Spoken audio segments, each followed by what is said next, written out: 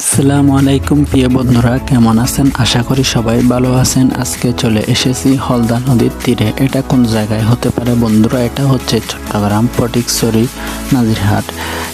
এখানকার সেতুটি বন্ধুরা ভেঙে গিয়েছে, তাই একুল থেকে ওইকুল চলাচল করার জন্য মানুষ নৌকা দিয়ে যাতায়াত শুরু করেছে। বন্ধুরা, এখানকার দৃশ্যটি কিন্তু অনেক সুন্দর, অনেক মজাদার। আমিও কিন্তু ঘুরতে চলে এসেছি এখানকার দৃশ্যটি দেখার জন্য।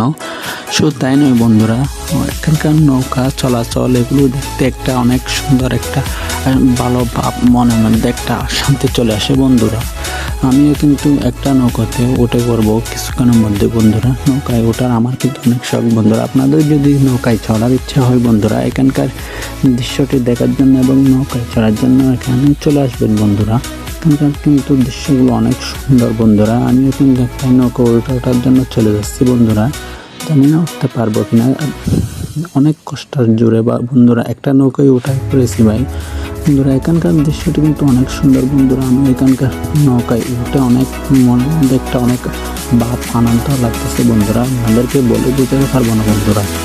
আমি একটু হলদা নদীর জলগুলো একটু দৌড়ে দেখতেছি বন্ধুরা, দেখি কীরকম লাগে। যদিও বন্ধুরা নৌকায় ওঠার মজাটাই কিন্তু আলাদা, কিন্তু আমি একটা নৌকায় উঠে পড়েছি। নৌকাটা যদি আবার চলাচল করতেছে, হলদা নদীর পানি ধরে দেখলাম, অনেক আনন্দ লাগছে, অনেক ভালো লাগছে বন্ধুরা। যদিও এখানকার দৃশ্য, এখানকার সুন্দর হাওয়া বাতাস অনেক ভালো লেগেছে আমার। দেখুন বন্ধুরা, সেতুটা কেমনভাবে ভেঙে গিয়েছে।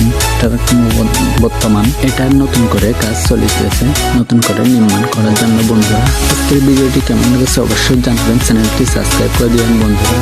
পরবর্তী ভিডিও কেমন অবশ্যই কমেন্ট বক্সে জানিয়ে দিবেন বন্ধুরা। আসসালাম।